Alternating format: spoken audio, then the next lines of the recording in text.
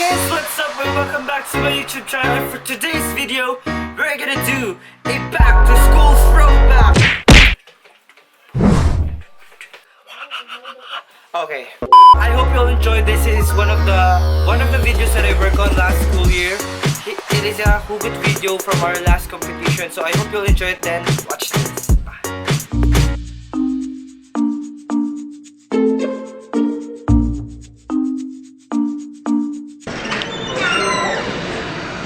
Good morning, class. Morning, ma'am. Today we will discuss about Earth and life science. Earth is already 4.6 billion years old. Ano ba?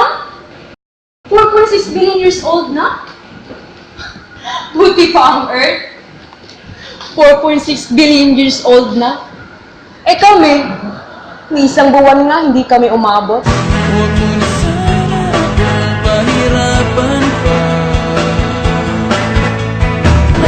Tama na yung hugot! Minus yung grades nyo! And now, we will talk about the continental drift theory and the evidence. Continental drift theory? Mabuti pa ang evidences that support continental drift theory. May apparent fit.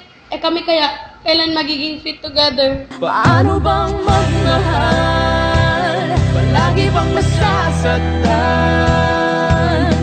Umiiyak na lang pala. Tama na yung sabi! Now, let's continue our lesson. Let's talk about erosion. Erosion is the movement of rocks from one place to another.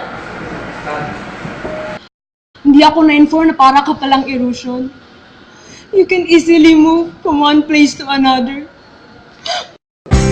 Umiiyak ang puso ko't sumisigaw. Minus ang talaga points nyo. Direct to the card. Alam niyo, class, naiinis na ako sa inyo. Let's stop this. Ma'am, stop? What are you doing with the stop, ma'am? Ma'am, our voucher, ma'am! Oh, stop voucher! Ano naman yan, ma'am? Hindi na balik kung mawala ka. Basta't iniibig kita ng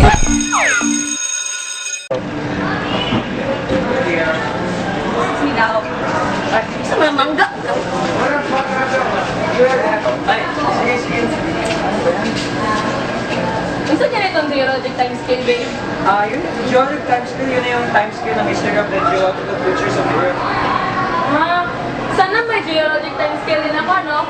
Para malaman ko kung gaano katagal mo na ako niloloko. Buhay mo, balik ko lang. Electric spark? Maputi pang electric, pa spark. Eh kami kaya, kailan kami makaka-spark? Hindi ko na kailangan. Umalis ka na. Tara, oh. Saksak yung kaugalingon dito para magka-spark ka. Dahil minahal mo ako, lahat ay gagawin para sa'yo. Huhulihin ko ang buwan.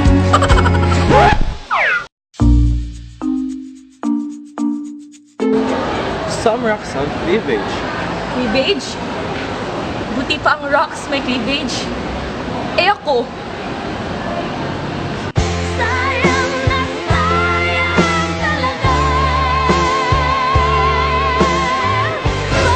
Pagmamahal na di ko makakamtan.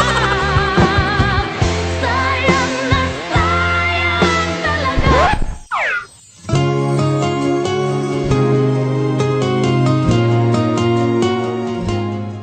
Sheng, alam mo, ang pag-ibig ko sa'yo, parang math.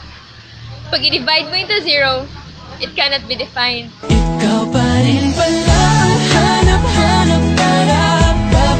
Na kahit magpanggap di matatago na ang iyong yakap.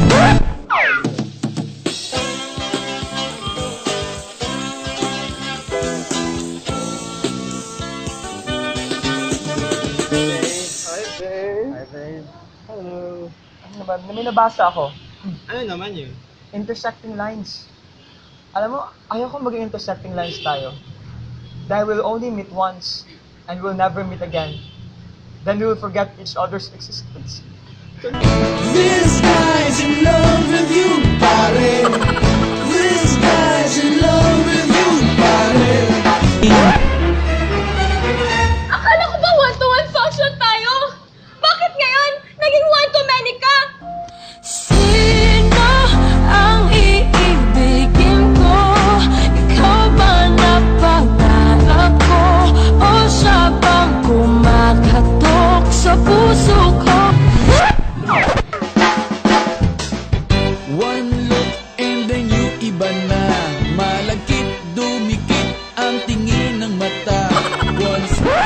Kabalo ka, Krish? Muna tag parallel lines. Ano man? Na tayo something in common, pero dili ta magtagbo. Bakit ikaw ba ang napili? Ngayon ang puso ko Ang math may future value. Eh ako, wala na nga future, wala pang value sa'yo. At dahil mahal kita, handa akong magparaya.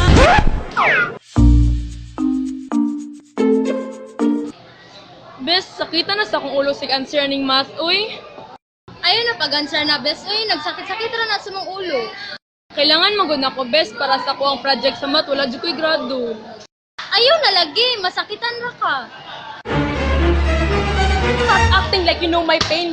Stop acting like you own it. Hindi ikaw ang nasaktan, kundi ako. Sino pa ang siyang marunong magmahal? Ay siyang madalas maiwan. Bugo kag math. Nga naman. Nahimo na lang ko ni mong ex, wag gihapon ko ni mo na taga value.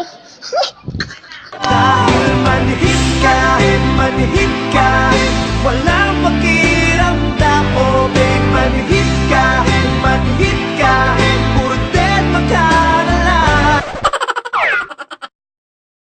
Baby loves!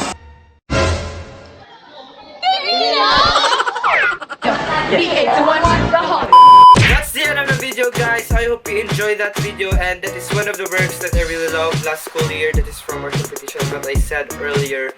And I hope you subscribe to my channel if you are new, and please click the bell button below and give it a massive thumbs up if you like, and share it with your friends. I'll be posting another challenge next week, so I hope you'll tune in for that. So that's it, guys. Bye. See you on our next video. Bye. Comment your very own back to school throwback, and I would really appreciate to hear those words of yours. So thank you for watching again.